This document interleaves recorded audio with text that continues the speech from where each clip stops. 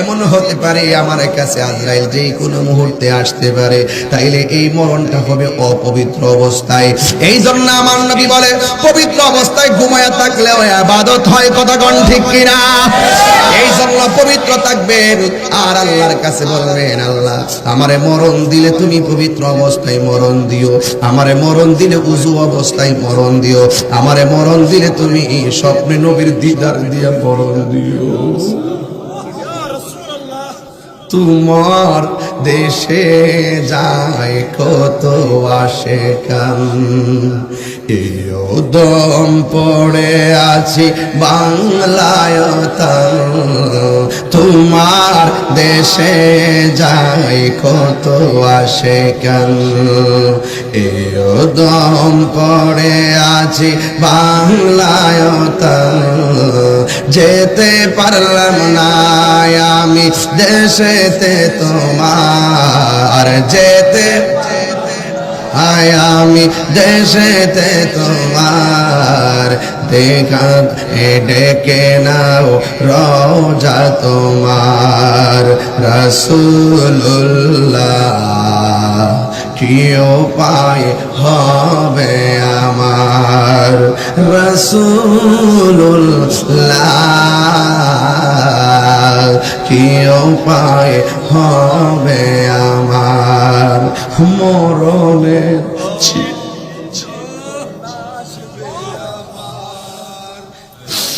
মরণের চিঠি যখন আসবে আমার, কালিমার তালকিন দিও বারে বার। মরণের চিঠি যখন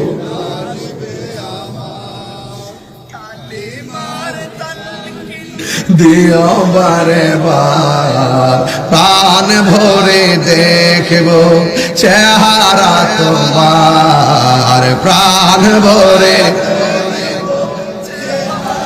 তোমার। ডেকে নাও রওজা তোমার। রাসূলুল্লাহ কি উপায় হবে আমার, রাসূলুল্লাহ কি উপায় হবে আমার। দেখা দাও রাসূলুল্লাহ তুমি, কেঁদে আশিক তোমার। আছো শুয়ে মদিনায় তুমি, ডেকে নাও রওজা তোমার। রাসূলুল্লাহ কি উপায় হবে আমার। জোরে জোরে কি আল্লাহু আকবার বলা যাবে না? আমার নবী আপনার নবী বলেন, উম্মত ও সাহাবায়ে কেরাম, 2 নম্বর কবরে আযাব হয় কেন জানুনি? ওই কবরের মানুষটা চুগলখুরি করত, এক জায়গার কথা আরেক জায়গা লাগাইতো। এই মানুষ বাগবাড়িতে নাই, আরো জোরে কোন নাই? বাগবাড়িতে আছে না নাই? এই জন্য যারা হাসতে হাসতে একজনের কথা আরেকজনের কাছে লাগায়, ওই সমস্ত মুনাফিকদের জন্যই কবরের ভিতরে আযাব হইতেছে। এবার নবীকে সাহাবায়ে কেরাম বলে, নবী গো তাইলে এই আযাবের সাথে গাছের সম্পর্ক কি? আল্লাহর হাবিব বলেন, এ সাহাবায়ে কেরাম, আমি যে গাছের ডালগুলা লাগাইলাম, গাছের ডালগুলা যতদিন পর্যন্ত কাঁচা থাকবে, ডালগুলো আমার আল্লাহর জিকির করবে। এই জিকিরের উসিলায় এই 2টা কবরের আযাব আমার আল্লাহ ক্ষমা করে দিবেন। এই জন্য সুন্নিরা দলিল ছাড়া কথা বলে না। বাগবাড়ি গুরুস্থানের মধ্যে দাফন করার পরে 4 কোণায় 4টা ডাল নিয়ে, 4 কোণায় 4টা ডাল নিয়ে বসে কি বসে না? চার কোনা সাইডটা ডাল নিয়ে বৈশা চার কুল করে এক জায়গায় সূরা কাফিরুন, আরেক জায়গায় সূরা ইখলাস, আরেক জায়গায় সূরা ফালাক, আরেক জায়গায় সূরা নাস, চার কুল কইরা সুন্দর করে গাছটা লাগায়া দেয়। এই গাছগুলো আমার নবী লাগাইছে। ও যুবকের দল, এই হলো নবীর কাহিনী। একটু নবী সামনে গেল। একদিন নবী গুরুস্থানের মধ্যে গেলেন। গুরুস্থানের মধ্যে যাইয়া যেই কবরটা দেখে, এই কবরটা দেখে আমার নবী আনন্দিত। সুবহানাল্লাহ কোন কি লেখা? যতগুলা কবর দেখেছে সবগুলা কবর দেখা দেখে আনন্দিত। আমার নবী আনন্দে উদ্বেলিত। এখন আমার নবীর আনন্দ দেখলে সাহাবায়ে কেরাম মনের মধ্যে শান্তি খুঁজে পায়। সাহাবায়ে কেরাম দেখতেছেন আমার নবী হাসতেছে। এবার সাহাবীরা বলে, নবী গো, ও মায়ার নবী, আপনি কেন এমন ভাবে হাসতেছেন? গুরুস্থানে কবর দেইকা দেইকা। আমার নবী, আপনার নবী ডাক দিয়া কই, সাহাবীরা রে, সাহাবীরা, গুরুস্থানের মধ্যে আইসা আমি কেন হাসতেছি জানোনি? আমি নবী তাকায়া দেখতেছি গুরুস্থানের ভিতরে প্রত্যেকটা মাইয়েতের, প্রত্যেকটা মরা মানুষের নিচের ভিতরে আমার আল্লাহ জান্নাতের গালিচা বিছায়া দিয়েছে। আর বড় করে বলেন না সুবহানাল্লাহ। নবী আমার সব দেখলেন। এটা খুব গুরুত্বপূর্ণ কথা, খুব গুরুত্বপূর্ণ। নবী দেখলেন সব কবরের ভিতরে আমার আল্লাহ বডির নিচে সুন্দর করে গালিচা বিছায়া দিয়েছে। আল্লাহ বলেন, ইন্নাল্লাহা ইউসমিউ মাইয়াশা, আল্লাহ যারে ইচ্ছা করে তাকে কবর আযাব দেখার ক্ষমতা দেয়। আমার নবীর সেই ক্ষমতা আছে কি আছে না? আল্লাহ বলেন, ওয়ামা আনতা বিমুসমিইন মান ফিল কুবুর। আবার কবর ভিতরে যারা আছে এরা জীবিত মানুষের সঙ্গে কথা বলতে পারে না। এরা বড় অসহায় হইয়া কবরের মধ্যে পড়ে আছে রে বাবা। এ আমার বাবা, ও বাগবাড়ির বাবা, আমার নবী, আপনার নবী ডাক দিয়ে বলেন, সাহাবীরা, আমি দেখলাম সব কবরের মাইয়েতের নিচে জান্নাতের গালিচা। এবার আমার নবী একটু সামনে গেলেন। সামনে যাইয়া দেখেন আমার নবী, আপনার নবী সামনে যাইয়া দেখেন আর একটা কবর। ওই কবরটা দেখা আমার নবীর চোখের পানি মুবারক থামায়া রাখতে পারে নাই। সাহাবীরা বলে, নবী গো, আপনি এই সব কবর দেখে হাসলেন, আপনার চেহারার মধ্যে আনন্দ, কিন্তু একটা কবর দেখে আপনি কেন কান্না শুরু করলেন? আমার নবী বলেন, আমি নবী যাহা দেখি তোমরা তা দেখো না, আমি নবী যাহা শুনি তোমরা তা শোনো না গো। সাহাবায়ে কেরাম, আমারে তোমরা প্রশ্ন করো না আমি কেন চোখের পানি ফালাইয়া কান্দি। তোমরা একটা কাজ করো, বাজারের মধ্যে যাইয়া এলান করো। আল্লাহু আকবার কয় না রে? বাজারের মধ্যে যাইয়া এলান করো, আজকে বাগবাড়ি গুরুস্থানে আমরা গরু ঢুকিয়া ঘাস খাইতেছে, বাগবাড়ি গুরুস্থানে ছাগল ঢুকিয়া ঘাস খাইতেছে। দেখবেন গরু অনেক সময় ঘাস খাওয়ার সময় হঠাৎ করে কানটা পাইতা দাঁড়ায় থাকে। দেখবেন কিছুক্ষণ পরে লাঠি ছোটা লইয়া দড়ি ছিঁড়া দৌড় মারে। কথা কোন ঠিক কিনা? মুরব্বীরা দেখছেন এমন চিত্র? অনেক সময় দেখবেন গুরুস্থানে গরুটা ঘাস খাইতেছে, এইভাবে কানটা পাইতা দাঁড়ায় থাকে, হঠাৎ করে রশি ছিঁড়া দৌড় মারে। কারণ কোরআন হাদিস শরীফের মধ্যে এসেছে কবরের আযাব ওই গরু, ছাগল, চতুষ্পদ জন্তুরা তারা দেখতে পারে। তারা যখন আওয়াজটা ভয়ঙ্কর ভাবে শুনে তখন তারা কবরস্থান থেকে রশি ছিঁড়া উঠে দৌড় মারে। একমাত্র মানুষ শুনতে পারে না, জিন শুনতে পারে না। কেন? কই মানুষের হিসাব হবে। জিন শুনতে পারে না, কই কেন? কই জিনের হিসাব হবে। ইয়া রাসূলুল্লাহ, মানুষ যদি শুনতো কি হতো? কই তাদের কানের পর্দা ফেটে সেখানে মারা যেত। বৃষ্টি হয় কি হয় না?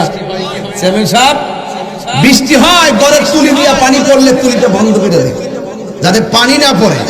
আর বাগবাড়ির গুরুস্থানে বৃষ্টির পানি পড়তে পড়তে কবর, গলা পর্যন্ত কবর, পানি দিয়ে হাড্ডিগুলো ভাসতেছে।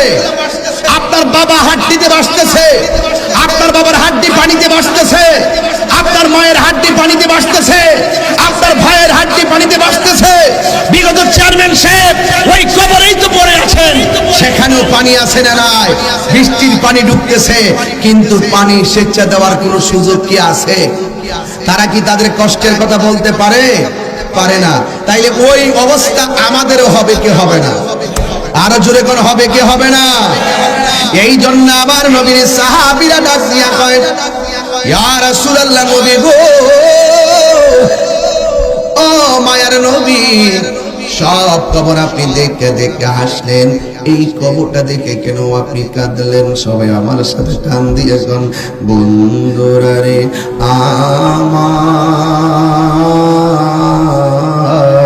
ও আমার যুবক ভাইয়েরা, ও বাগবাড়ির সুন্নি ভাইয়েরা রে, ওই আমার মাধবপুরের বাবারা, আল্লাহর হাবিব ডাক দিয়ে কই সাহাবীরা তাড়াতাড়ি বাজারের মধ্যে যাও, বাজারের মধ্যে মাইকিং করো, সবাইরে জানাইয়া দাও আমি নবী যেই গুরুস্থানটা আজকে প্রদক্ষিণ করেছি ওই গুরুস্থানটার মধ্যে সবাইরে আসার জন্য।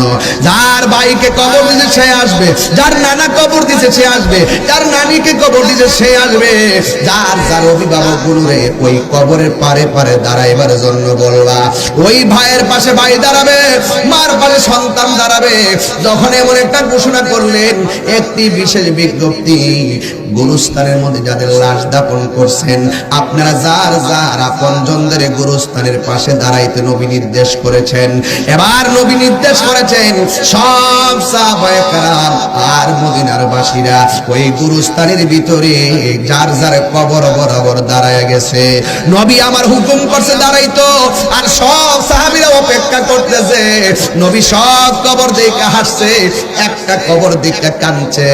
ওই কবরের বরাবর কে দাঁড়ায় এটার অপেক্ষা কইরা কইরা সবাই অপেক্ষা করতেছে।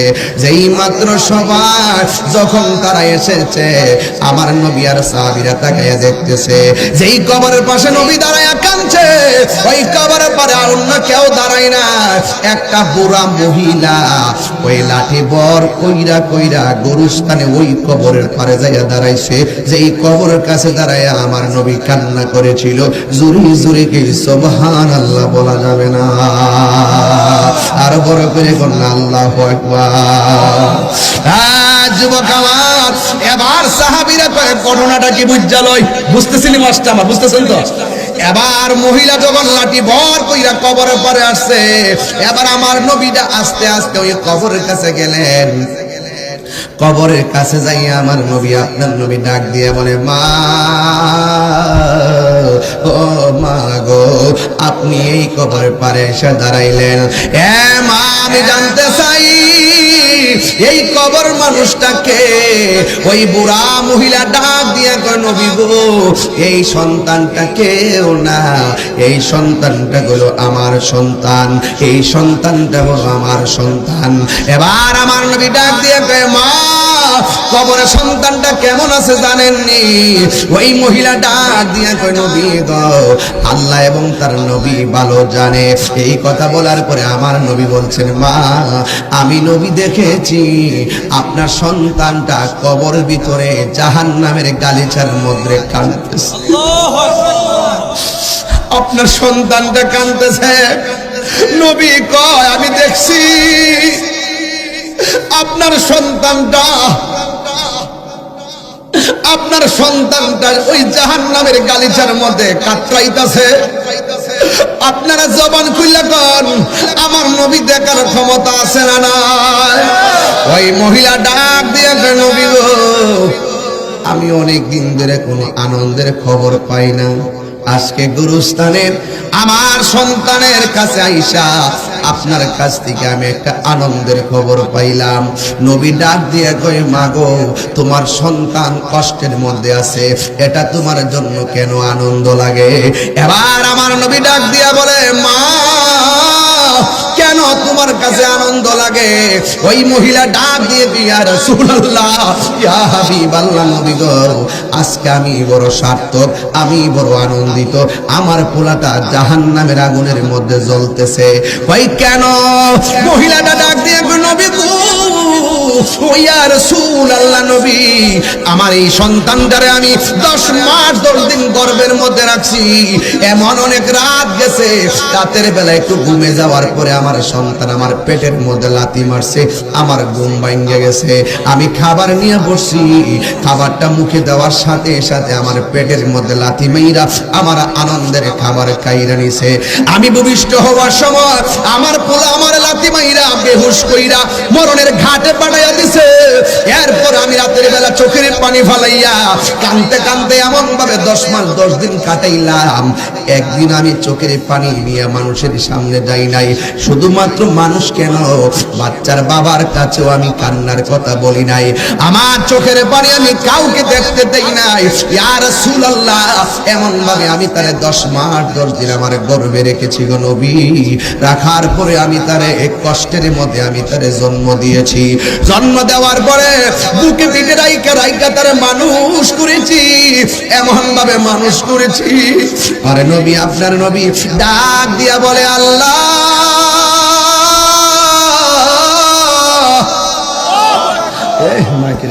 ও আল্লাহ, আল্লাহ আমার সামনে আমার উম্মতটা জ্বলতেছে। এই দিকটা সন্তানের প্রতি মায়ের দুঃখ বেদনা, আর এই দিকটা উম্মতের প্রতি আমার নবীর দুঃখ বেদনা। রহমতে আলম নূরে মুজাসসাম, রহমতে জোরে টান দিলে সাউন্ড বাড়ায় না।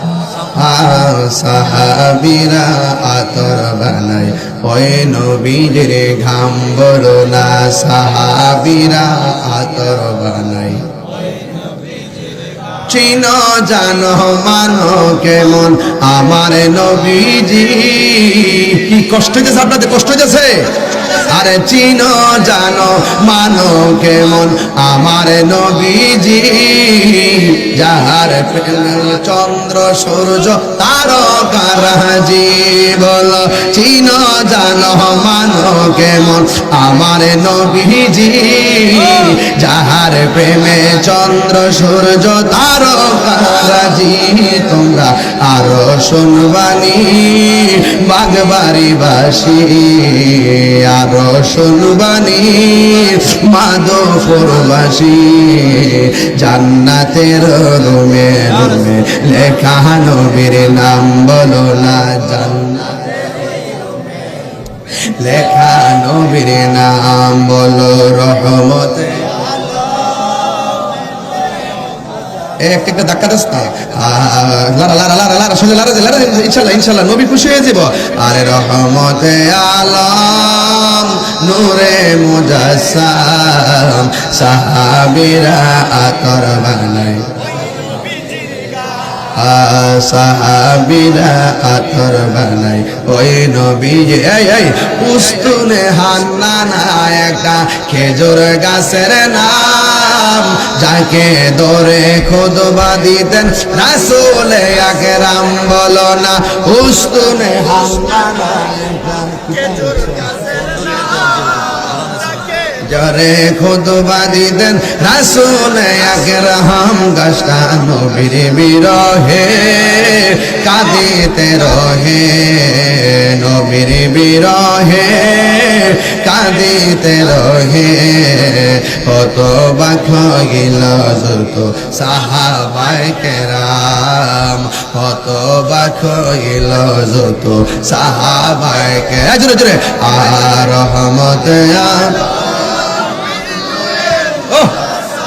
মাশাআল্লাহ, রহমতে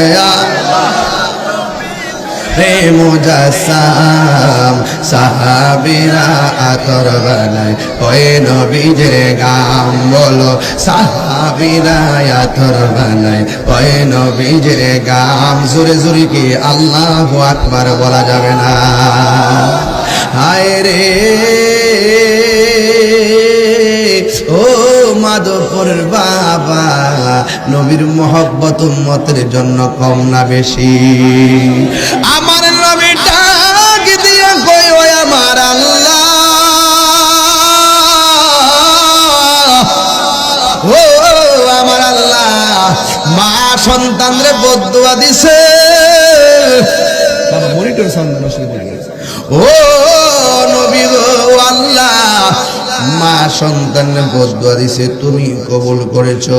কিন্তু আমি নবী আমার এই জাহান্নামে জ্বলা উম্মতকে দেখে আমি সহ্য করতে পারতেছি না।